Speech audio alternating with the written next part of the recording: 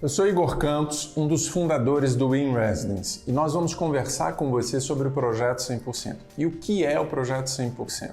É uma metodologia que nós criamos e aplicamos em nossos escritórios para aumentar o nosso faturamento e conquistar o reconhecimento profissional. E são 3 pilares que sustentam o Projeto 100%: gestão, produção e exposição. Porque quando você concentra suas energias naquilo que você controla, os resultados vêm a longo prazo. E para você ainda que não nos conhece, não conhece o nosso canal, se inscreve agora, clica no sininho para você receber os nossos conteúdos, nos acompanhe também nas nossas mídias sociais, no Facebook, Instagram, LinkedIn, a gente está por aí, só aguardando você.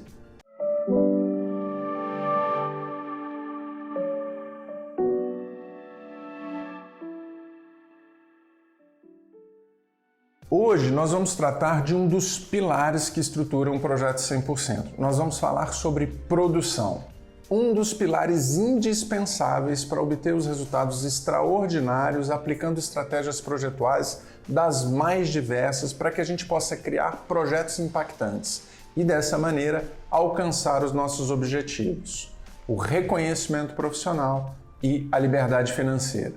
E quando a gente fala em produção, uma coisa fundamental que deve estar na cabeça de todos nós é que para a gente se destacar no mercado de trabalho não dá para continuar fazendo mais do mesmo, não é?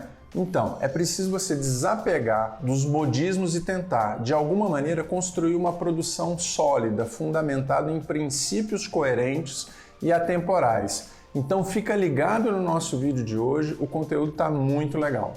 Eu só queria fazer um parênteses e chamar a sua atenção que o assunto é vital na tríade que a gente comentou com vocês sobre o Projeto 100%, que é a produção.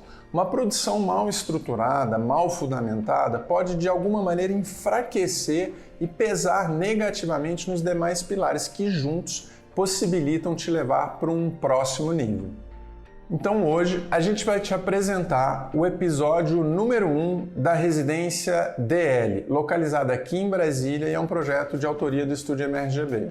E olha só, a gente tem uma série muito legal que a gente fez sobre um projeto que também nós fizemos e que foi concretizado, ou seja, executado agora há pouco, que é a Residência ML. Se você ainda não assistiu, olha lá no nosso canal que está muito legal.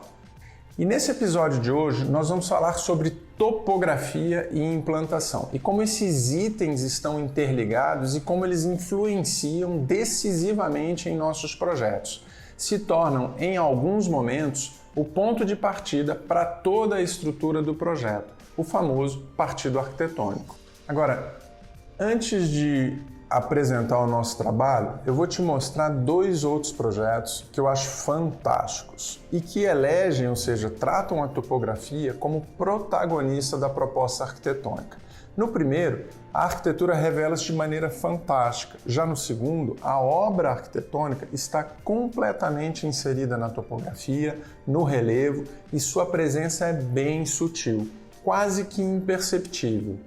Então vamos lá, eu vou tratar do primeiro exemplo que eu comentei com vocês, que é a Casa Hélio Olga, projeto do Marcos Acaiaba.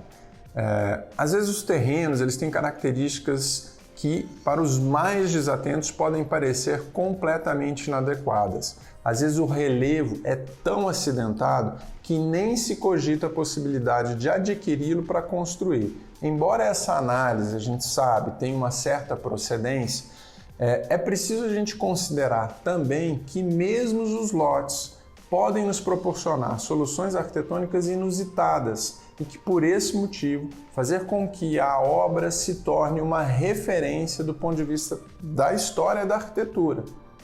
Vejamos então a Casa do Hélio Olga, projetado pelo arquiteto, que eu já comentei com vocês, que é o Marcos Acaiaba, porque eu tenho uma admiração enorme. Já tive, inclusive, o privilégio de estar com ele e dele ouvir essa história, que eu acho muito bacana e que eu vou compartilhar aqui com vocês.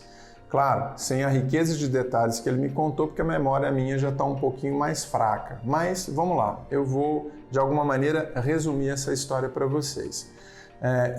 Enfim, o ex-proprietário do terreno, que tem um declive, assim, um terreno que tem um declive enorme, de quase 100%, é uma pirambeira, onde hoje está construída a casa do Hélio Olga, foi projetada pelo Acaiaba e estava, naquela época, sentado no meio-fio, completamente desacreditado. Ele olhava para o terreno com um certo desalento. Foi então que o Hélio Olga estava passando na rua e se aproximou e perguntou para ele se ele estava com algum problema, se tinha acontecido, enfim, alguma coisa que ele pudesse ajudar. Aí o antigo proprietário do terreno disse para ele que havia adquirido aquele lote para construir, que já havia feito praticamente os arrimos e estava tentando aterrar quase 10 metros para construir uma casa térrea. E o Hélio Olga perguntou para ele, então, e o senhor vai fazer o quê? Ele respondeu, eu vou desistir de construir nesse terreno, ele não presta para nada, estou vendendo. Aí o Hélio, enfim, sem grandes pretensões, perguntou para ele o seguinte, falei, então, quanto é que você está vendendo? Ele falou, se me pagarem o que eu já investi nos arrimos, para mim está ótimo. E na época eram cerca de quase 10 mil dólares. Foi assim então que o Hélio Olga adquiriu um terreno excelente, super bem localizado, por uma verdadeira pichincha. Eu acho essa história muito legal, muito bacana, porque ela revela duas percepções completamente distintas sobre uma mesma questão. Ou seja, um terreno cuja topografia se apresenta como um problema para um e para outro revela-se como uma grande oportunidade. Acho que aquela máxima conhecida por todos nós, ou seja, tem aqueles que só conseguem enxergar o copo meio vazio e tem aqueles que enxergam o copo meio cheio. Então acho que esse é o caso. Como eu comentei com vocês, a ideia do antigo proprietário era de construir uma casa térrea em um terreno com um declive gigantesco. Então essa, intenção era completamente equivocada e por isso, ou seja, é fundamental que a gente analise com muito critério as características do sítio, onde é que nós vamos inserir o nosso projeto, estudar as possibilidades e verificar se a topografia do terreno se presta como uma chave para abrir caminho para alguns dos nossos projetos, ou seja, algumas das soluções que a gente pode vir a propor. E o Acaiaba teve essa sensibilidade. Ele projetou uma casa que é fantástica. Essa obra tornou-se uma referência incontestável da produção, se não me falha a memória, da década de 70. E até hoje nos serve como inspiração. A grande sacada dele foi entender o terreno, a topografia e olhar o problema, ou seja, a dificuldade sobre um outro ponto de vista. Ele abraçou o problema e fez dele uma solução. Lançou uma casa perpendicular à rua e projetou uma casa praticamente vertical entre aspas, ou seja, perfeitamente adaptada à topografia e às características do entorno. Não houve a tentativa por parte do Acaiaba de domar a natureza, ou seja, domar a natureza do terreno. Ele adaptou-se a ela, ou seja, uma implantação digna da genialidade desse mestre da arquitetura que provavelmente vocês nem conhecem a obra dele. E se não conhecem, eu recomendo um livro dele que é muito bacana, que fala sobre a obra dele. Eu tenho aqui, eu vou até mostrar para vocês, que é o livro do Acaiaba, e o meu, ele tem uma dedicatória que eu recebi, que muito me orgulha, que está aqui, e é um livro muito legal. E tem, eu procurei na internet, tem um link desse livro que a gente vai colocar na descrição para vocês. Eu consegui achar na Amazon e lá me parece que era um livro já usado, mas eu recomendo, se vocês estiverem em bom estado, vale a pena vocês terem na biblioteca de vocês, porque realmente a obra dele é fantástica. Bom, vamos falar um pouquinho sobre o outro exemplo que eu comentei com vocês lá no começo, que é um projeto do Renzo Piano, que é o Monastère Sainte-Claire, que é uma obra também que eu considero assim fantástica. Esse projeto, galera, é sensacional, espetacular. E de novo, a topografia exerce um papel assim praticamente de protagonista na solução arquitetônica da proposta, feita pelo arquiteto Renzo Piano. Certamente o Renzo Piano vocês conhecem, né? Então, eu vou contar para vocês que eu tive a oportunidade de visitar esse local, esse local antes e depois, ou seja, do monastério que foi construído. E nas duas vezes que eu estive lá, eu confesso a vocês que foram experiências assim indescritíveis. Então vamos lá, um pouquinho sobre a história desse projeto, ou seja, do monastério, que na verdade não foi ele que ele me contou, infelizmente, o Renzo Piano, não tive essa oportunidade, mas quem sabe, né?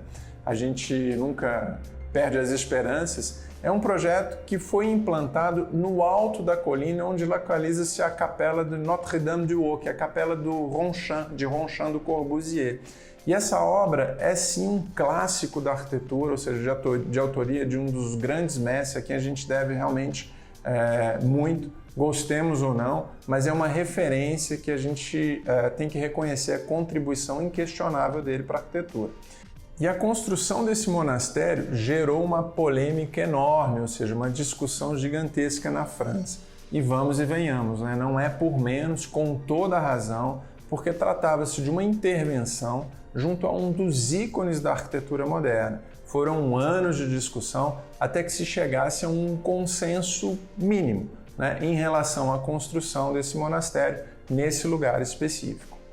E aí novamente entra em cena, ou seja, a genialidade dos nossos grandes mestres da arquitetura, no caso o Renzo Piano. Ele foi de uma sensibilidade gigantesca. Sim, o mesmo arquiteto que projetou, ou seja, ganhou o concurso para o Centro Georges Pompidou em Paris, junto com Richard Roger, teve realmente a capacidade, ou seja, de inserir uma nova obra arquitetônica naquele contexto, de tal forma que ela passasse praticamente despercebida, né? Ou seja, ela se retrai diante da capela de Ronchamp, construída em 1955. E essa sutileza só foi possível porque ele teve a sacada de tirar partido da topografia, das características, ou seja, dessa paisagem, da colina, para viabilizar a sua obra. O Renzo Piano resolveu implantar os edifícios do monastério em um nível pouco abaixo, logo abaixo da capela.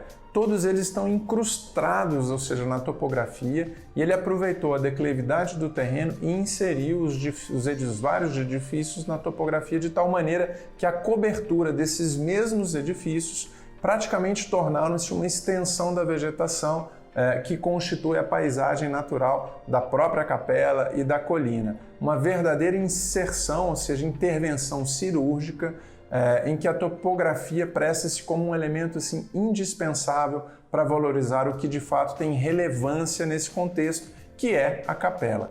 Vejam que o complexo projetado pelo Renzo Piano é, nesse caso, por deliberação do próprio arquiteto, praticamente irrelevante diante da paisagem e diante desse contexto. É sim uma peça-chave, ou seja, para elevar a arquitetura da capela à sua plenitude. É uma obra que passa completamente despercebida, silenciosa e não agride em absolutamente nada, ou seja, todo o contexto.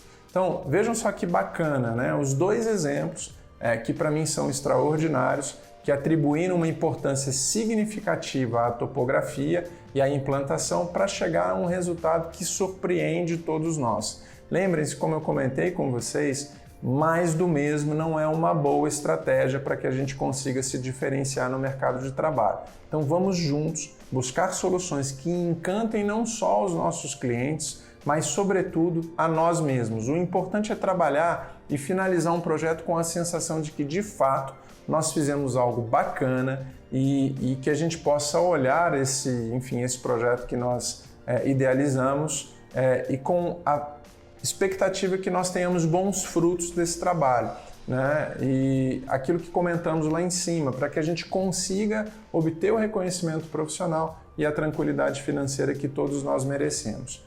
Então vamos abordar um pouquinho sobre o projeto que a gente comentou com vocês, que na verdade é o nosso episódio número 1 da Casa DL, e a gente vai apresentar isso para vocês. Então, é um projeto que nós fizemos, que a gente tem muito carinho e que ele começou a ser construído agora há pouco. Eu acho que é bacana a gente contextualizar um pouquinho para entender todo o trabalho que nós fizemos, ou seja, inserindo esse projeto dentro da topografia e a maneira com que a gente implantou. Esse trabalho chegou para a gente mais ou menos no meio de 2018, e nós iniciamos então o projeto e concluímos depois de aproximadamente 9 meses. Nós ficamos todo esse tempo trabalhando e desenvolvendo o projeto aqui no escritório. Mas o importante aqui é tratarmos das questões que foram decisivas na definição do partido arquitetônico, né, dessa casa, enfim, desse objeto que a gente começou a se construir, que na verdade a topografia está ali e está presente. O terreno está situado num fundo de vale, Na parte oposta da rua existe uma mata ciliar cercada por árvores nativas do cerrado e configura uma área de preservação. Trata-se, portanto, de uma paisagem privilegiada e que, de alguma forma, deveria ser incorporada, ou seja, à obra e a todo o contexto que a gente idealizou.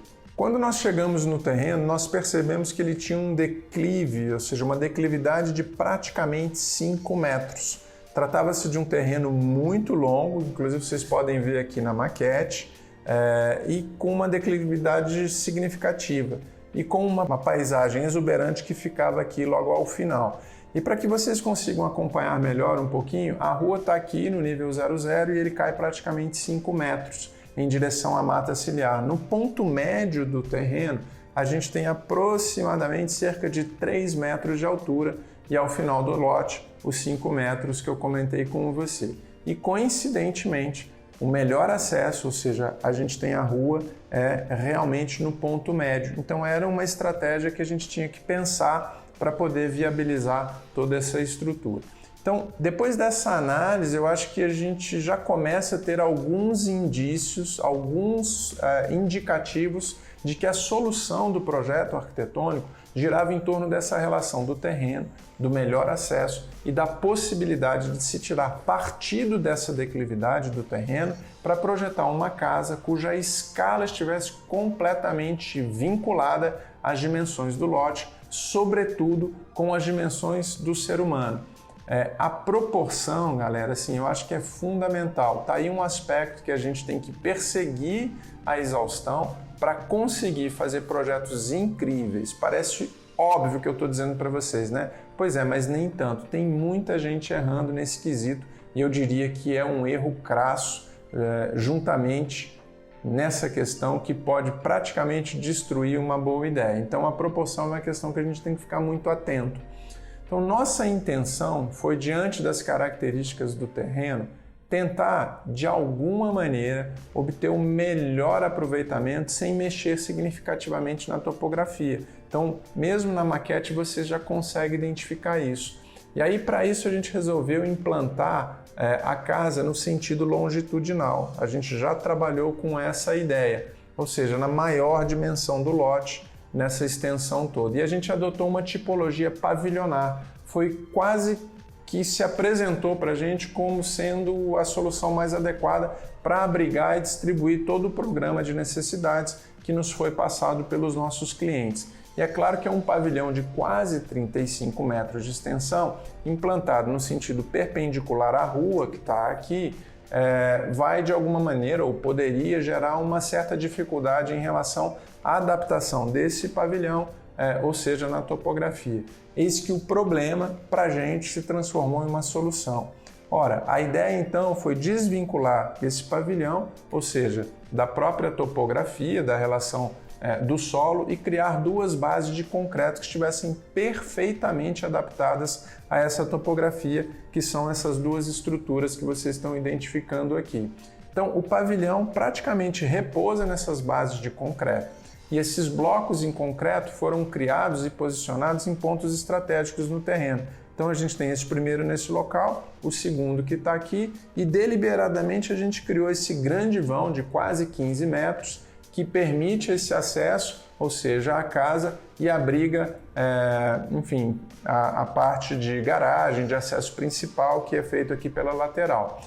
E com essa ideia, nós criamos uma ponte, cujo princípio é conectar os extremos. E com esse princípio em mente, a gente se propôs, ou seja, conectar dois polos distintos. A rua, que é um local de encontro, ou seja, essencialmente pública, conectada por esse pavilhão, ou seja, de domínio privado, que transporta gradativamente o usuário para um momento de introspecção e contemplação da paisagem que está localizada logo ali no final. Trata-se, portanto, de um conceito milenar aplicado a uma situação do nosso cotidiano. A solução estava lá, diante dos nossos olhos, a topografia, a paisagem praticamente sussurraram para a gente a melhor solução do ponto de vista da arquitetura a ser adotada para essa construção perfeitamente integrada a todo esse conjunto e a esse contexto. Então essa é a ideia, eu espero que vocês tenham curtido e fiquem atentos que já já a gente vai soltar o episódio número 2 da Casa DL.